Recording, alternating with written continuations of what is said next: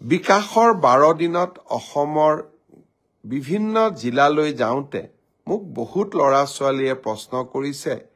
যে পুলিচৰ physical fitness আমি পাস কৰিলো এতিয়া লিখিত পৰীক্ষা কেতিয়া হ'ব ফেব্ৰুৱাৰী মাহৰ ভিতৰত এই লিখিত পৰীক্ষা সমাপন কৰাৰ বাবে আমি প্ৰচেষ্টা কৰিম বহুত ল'ৰা ছোৱালীয়ে সুধিছে যে মামা এডিআৰই ৰিজাল্ট কেতিয়া দিব এডিআৰই ৰিজাল্টটো আমি তৃতীয় আৰু চতুৰ্থ বৰ্গৰ আটাইকেইটা পৰীক্ষাৰ ৰিজাল্ট আমি ফেব্ৰুৱাৰী মাহৰ শেষৰ ফালে বা মাৰ্চ মাহৰ প্ৰথম সপ্তাহতে দিবৰ বাবে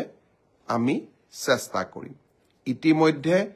এই গোটেই প্ৰচেষ্টাবোৰ আৰম্ভ হৈছে আৰু আমাৰ প্ৰচেষ্টা হ'ব যে নিৰ্ধাৰিত সময়ত এইবাৰ আমি প্ৰতিশ্ৰুতি দিয়া অনুসৰি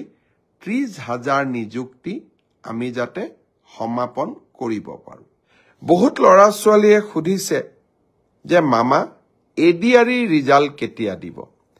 এডিআৰই ৰিজাল্টটো আমি তৃতীয় আৰু চতুৰ্থ বৰ্গৰ আটাইকেইটা পৰীক্ষাৰ ৰিজাল্ট আমি ফেব্ৰুৱাৰী মাহৰ শেষৰ ফালে বা মাৰ্চ মাহৰ প্ৰথম সপ্তাহতে দিবৰ বাবে আমি চেষ্টা কৰিম ইতিমধ্যে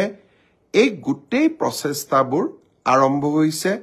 আৰু আমাৰ প্ৰচেষ্টা হ'ব যে নিৰ্ধাৰিত সময়ত এইবাৰ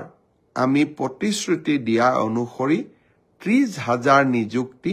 আমি যাতে সমাপন কৰিব পাৰো